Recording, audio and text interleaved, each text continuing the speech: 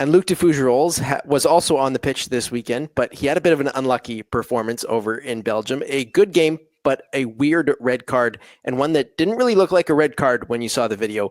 Alex, I know you were all over this one for One Soccer. Weird call against Luc De Fougerolles. Poor kid, man. You had to feel for him on that one, because he had a very good debut for Denders the week before against Liège. Looked good, looked assertive, looked confident. We spoke about it last week. And he picked up where he left off. Like, he was balling for 50 minutes.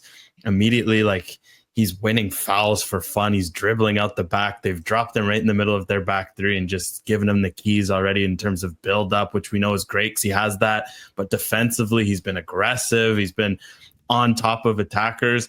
I guess in a sense you can joke that aggression played against him, but you just got to feel for him. When you watch the play, like, it's a ball over the top, makes a bit of contact.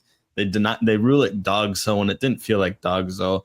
It's tough, and hopefully this just doesn't derail his momentum or his confidence. I guess to his credit, you can say that he's very unshakable mentally, because we have to remember the last time we saw him on the pitch was he slammed a penalty off the crossbar and was in tears for Canada. So for him to bounce back and immediately, as he sorted out his club situation, penned a new deal with Fulham, and is now headed out for his first full professional season on loan. That he's looked great shows a sign of his mental strength, and hopefully he can keep it up, because what he's shown through it's only just over 100 minutes, but it shows that why we were saying a few months ago, if he can go on loan, find the right loan, he has every chance of pushing to be in Canada's World Cup squad and maybe even push to earn minutes. These last few weeks have shown why we felt that way. The lazy narrative for this younger generation is that they're not resilient, that they don't have the resilient traits of the veterans and the generations before them. That does not seem to be the case with Luc De Fougerolles. And we saw that against Uruguay, honestly, in whatever that was, an hour that he got in that third place game. He's an old soul. I think this will be a great learning experience for him.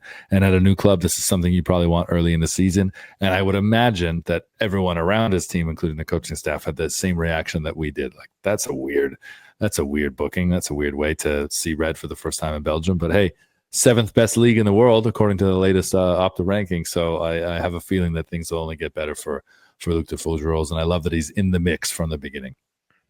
Anecdote for you: Moise Bombito last year went to Nice, killed it for the first few games he was there, was looking great. And somewhere, I want to say around September, October, might have even been August, picked up a red, kind of similar dog. So I think in that case, a bit more deserved. He bounced back pretty well from that. Maybe him and Luc De Fougerolles can have a call about a guy making an integration into a European league and getting his first red. Derek Cornelius also did that, and he'd started the season, if you remember, like maybe 3 games, or maybe this was even a second game, like lost his place, and then he won it back as the season went on. So yeah, there is a theme here. Oh, wasn't Cornelius's debut actually? I want to say, or was it the debut then? Maybe, yeah. It might have been. It was very early on with Marseille. I remember. You're right. Like, great performance, and then just dodgy red. That's a great shout as well. Hopefully, maybe they're gonna have to make a CanMNT CB's group chat for all these laugh about these moments. Maybe it's a bit of a Canadian center back rite of passage. You go to Europe, you get a red card, you settle in. Okay, you're part of the mix now. Oh man, cue the gambling conspiracies. Thanks, Ben.